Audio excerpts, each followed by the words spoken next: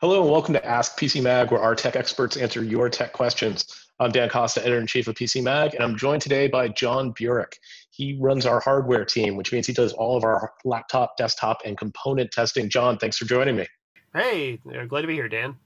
I've got a very intriguing question today. It's from a user that wants to know the difference between standard laptops and two-in-ones.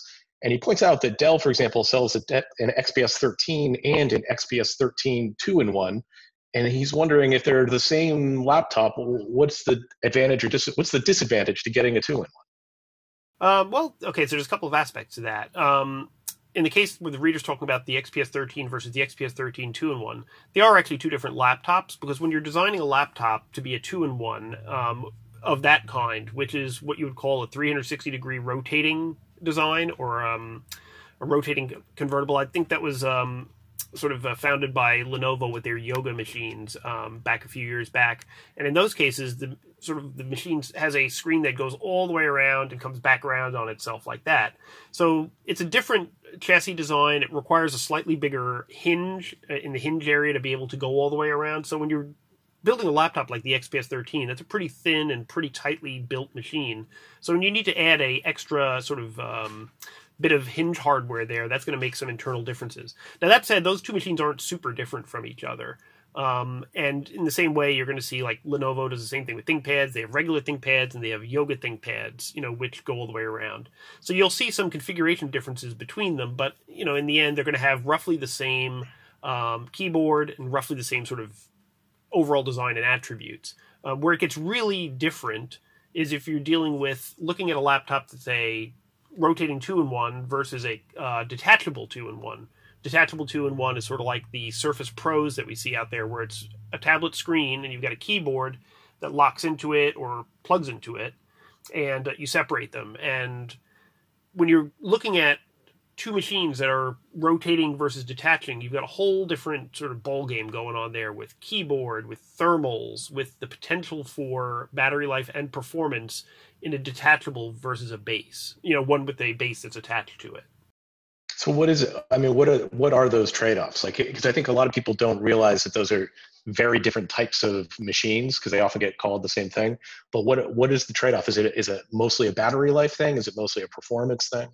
It's all those things and more.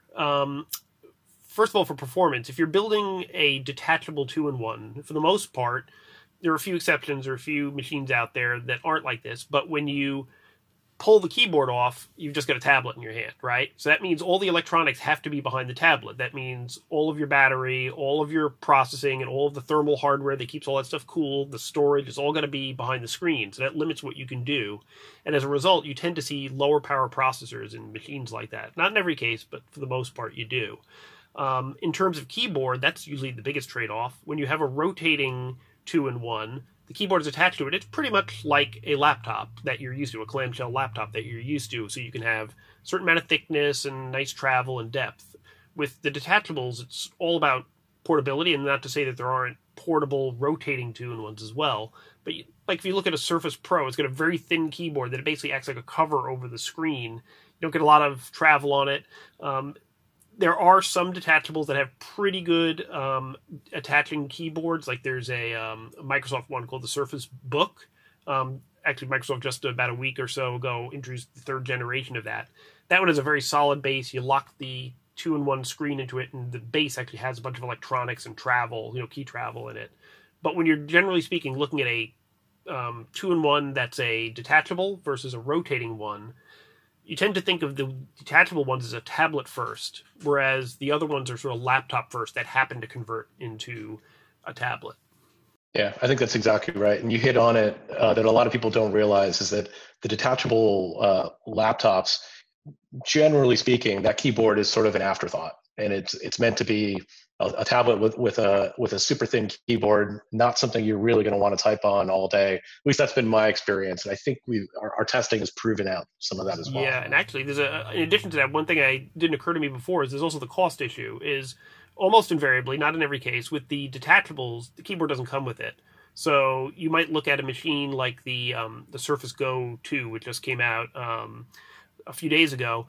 may seem cheap, but doesn't come with a keyboard. So unless you're going to use it just as a tablet, you need to add another $100, bucks and change to add a keyboard to it. Same thing with Microsoft's bigger Surface Pro ones, and with several of the others on the market. Generally, you're just getting a tablet. Whereas with the two-in-ones, the keyboard is part of the package because you can't detach it. Great advice. As always, John, thanks for doing this with me. Oh, my pleasure.